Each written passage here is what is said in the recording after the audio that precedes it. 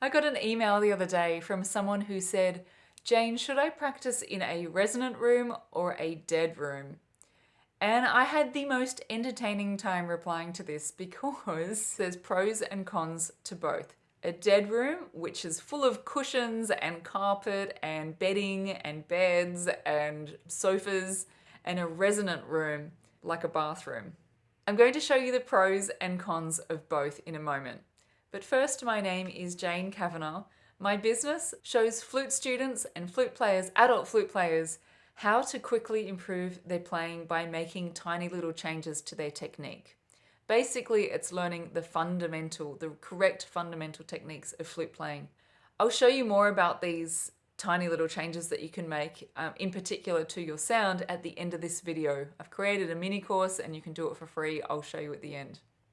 Okay, back to the resonant room and the dead room.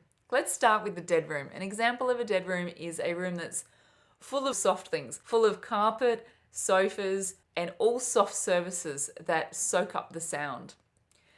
A resonant room, the ultimate of a resonant room is a bathroom. So it's full of shiny surfaces. So hard floors, tiles, mirrors, windows, things like that. And the sound bounces off those surfaces.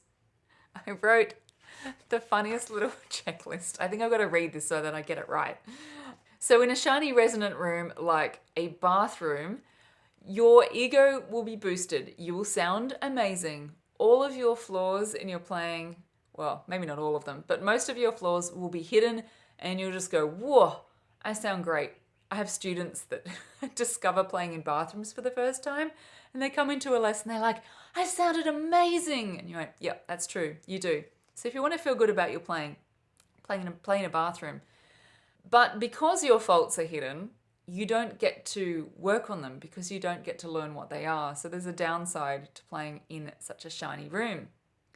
Okay, the pros and cons of playing in a dead room. So if you take, for example, a bedroom, you will feel pretty terrible about your playing because none of your flaws get hidden. They are all exposed on show for you to hear and to feel bad about. However, the good side to that is that you get to work on them because you know what they are. But you don't want to feel terrible forever. But you do get to work on your faults. So it's like pros and cons of both.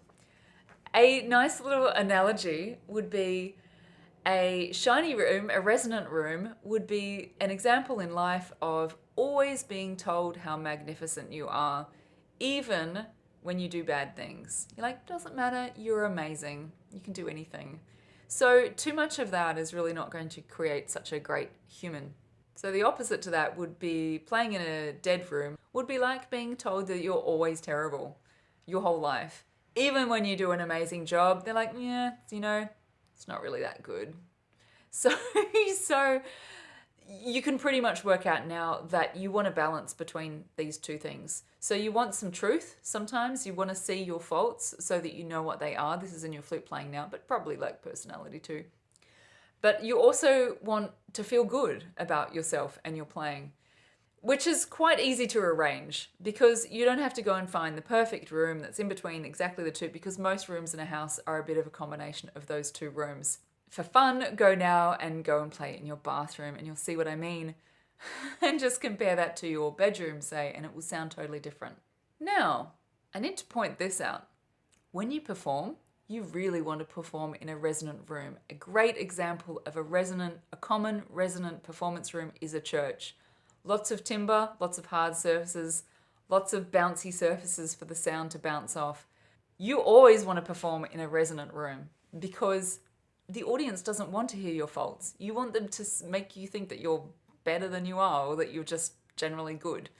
Having said that, if you do a little performance in your lounge room, your living room, and there's soft surfaces, people will still think you're amazing. Like up close when they can see what you're doing and they know that they can't do it themselves, they'll be impressed.